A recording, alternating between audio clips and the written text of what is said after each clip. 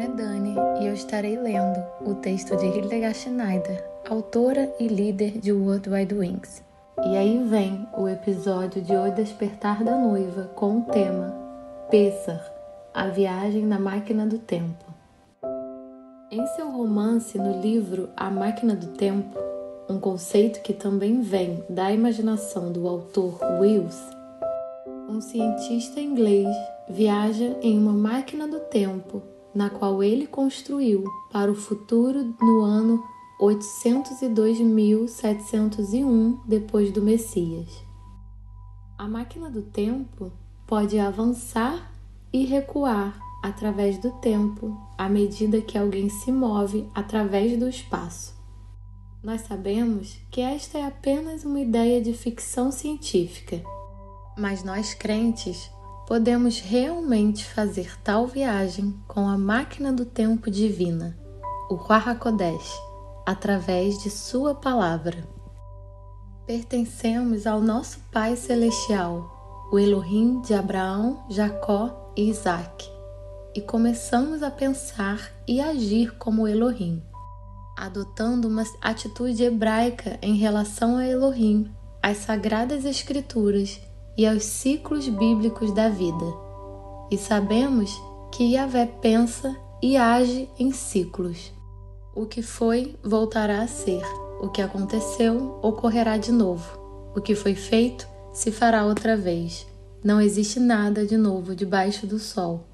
Será que há algo do qual se possa dizer, vê, de fato, isto é absolutamente inédito? Não. Já existiu em épocas anteriores à nossa. Eclesiastes 1, 9 e 10. E quando entramos em seus ciclos de bênçãos, compreendemos o passado, o presente e o futuro. E percebemos que tudo é uma unidade inseparável. Que privilégio extraordinário nós temos! Este é um dom de graça que os incrédulos não têm.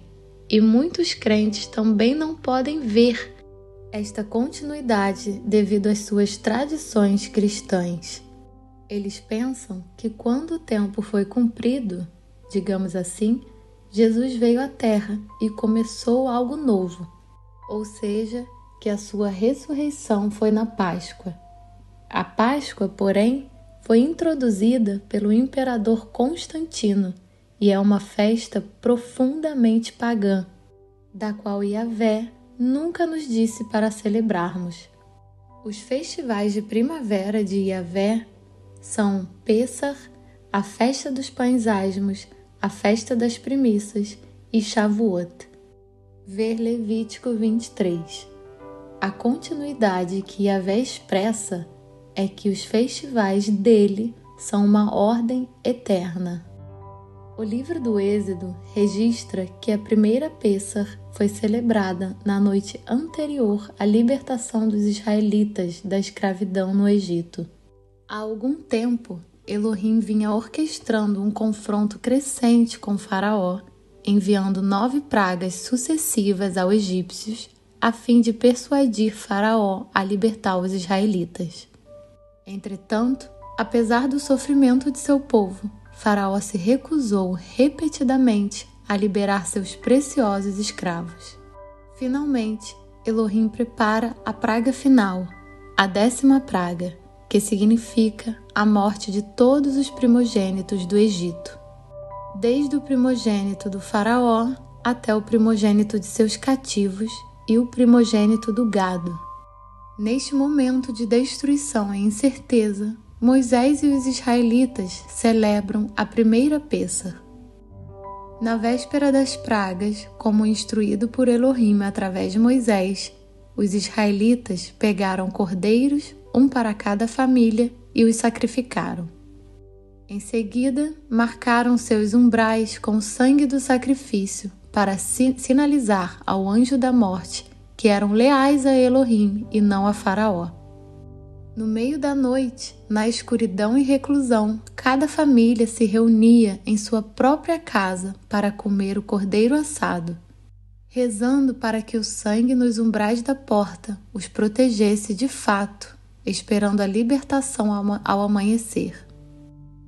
E na instituição da Páscoa, Yahvé conduziu seu povo a uma aliança com ele, selado com sangue.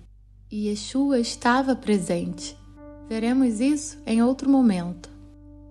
Os israelitas olharam em frente com fé para o futuro sacrifício de Yeshua no madeiro.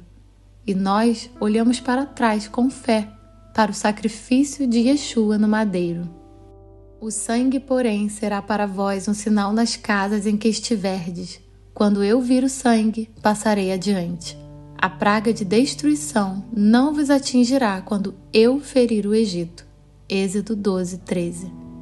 Aqui o pai já olhou para o sangue de seu filho.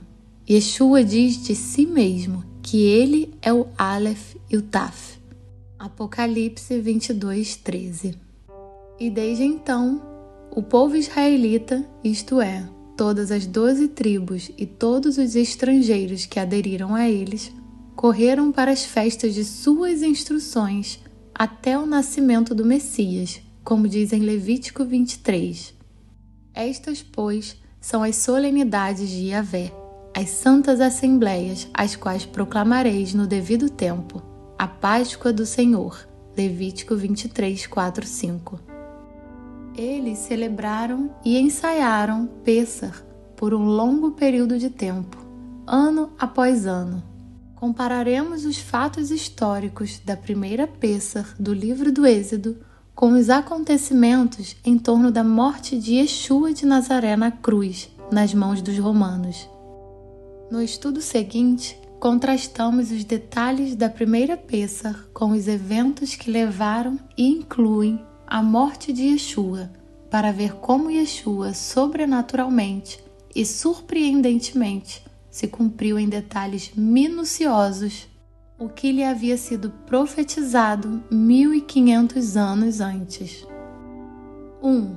O julgamento de Yahvé vem sobre os egípcios à meia-noite por causa de seus pecados. Êxodo 11, 4, 12, 29. O julgamento foi pronunciado sobre Yeshua tarde da noite, após o Seder de Pêssar, no jardim do Getsemane, onde ele foi traído e preso. Embora ele não tivesse pecado, ele tomou sobre si os pecados da humanidade, 2 Coríntios 5, 21, Isaías 53, 6. 2. O primogênito teve que morrer pela mão de Yahvé como julgamento do pecado. Êxodo 11, 5. Yeshua é o primogênito de Elohim e o primeiro homem nascido do Ruach HaKodesh.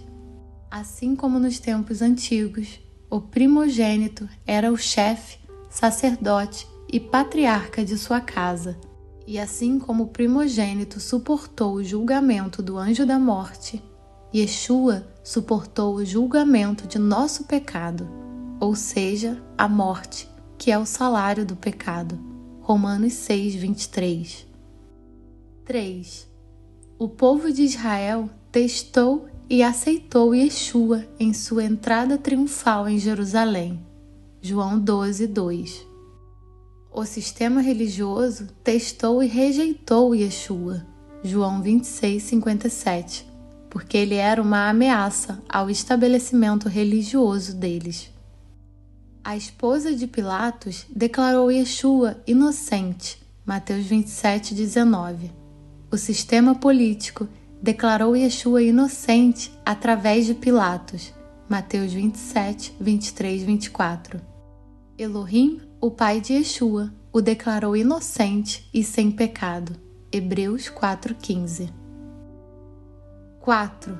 Este cordeiro perfeito e sem máculas foi marcado para o sacrifício e separado para um propósito especial. Êxodo 12, 3, 6. Yeshua era um cordeiro perfeito. Isaías 53, 7. 5. O cordeiro foi escolhido no 10º dia do primeiro mês. Pêssar foi no 14º dia do primeiro mês. Êxodo 12, 3. No mesmo dia, Yeshua foi a Betânia, João 12, 1, onde Maria ungiu Yeshua na noite do 10º dia do mês, João 12, 2, 7. 6. O sangue do cordeiro deveria ser passado nos umbrais e nas vergas das portas de cada família. Êxodo 12, 22, 23. Assim, o sangue, sinal do Messias, deveria ser passado em nossa testa, pensamentos e mãos, ações, para que pudéssemos ser redimidos da pena do pecado e protegidos do anjo destruidor da morte, que é o julgamento de Elohim sobre o pecado. Apocalipse 7, 3, 9, 4. 7. O cordeiro foi assado no fogo. Êxodo 12, 8, 9. O fogo é uma metáfora para o julgamento. Yeshua sofreu o fogo da ira de seu Pai Celestial e o julgamento pelos pecados do homem. Mateus 27, 46.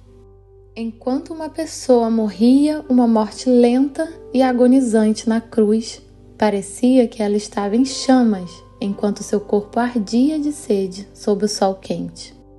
8. Nenhum osso do cordeiro foi quebrado.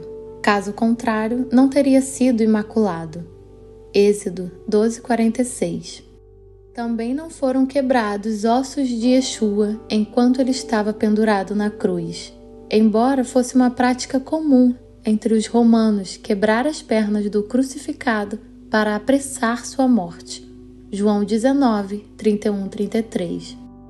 Dá para ter alguma dúvida de que o Cordeiro de Pêssar é uma imagem profética perfeita para a morte de Yeshua na cruz? Poderia Yeshua ter orquestrado sua morte para ser um padrão tão perfeito para o sangue do Cordeiro à porta? Somente pela mão soberana do Todo-Poderoso Elohim é que isso poderia ser possível. E é por isso que celebramos Pêssar e nenhum outro festival em lembrança de sua morte. E porque caminhamos em seus ciclos, também podemos viajar para o futuro e saber que Pêssar terá um significado futuro, reminiscente da primeira Pêssar. E a continuidade disto é: na primeira Pêssar, o povo de Israel foi libertado da escravidão do Egito. Yeshua nos libertou da escravidão do pecado através de sua Pêssar. E na Pêssar, no tempo da grande tribulação, seremos libertados do sistema antimessiânico, onde não poderemos mais comprar e vender, e seremos conduzidos ao deserto, onde Yahvé nos proverá por 3 anos e meio. Esta continuidade confirma que Yahvé é sempre o mesmo ontem, hoje e para sempre. Hebreus 13, 8. Em meu canal do YouTube, você encontrará alguns vídeos sobre o Grande Êxodo. No link abaixo deste vídeo, você encontrará uma Haggadah messiânica para a celebração de Pêssar. Chag Sameach Pêssar.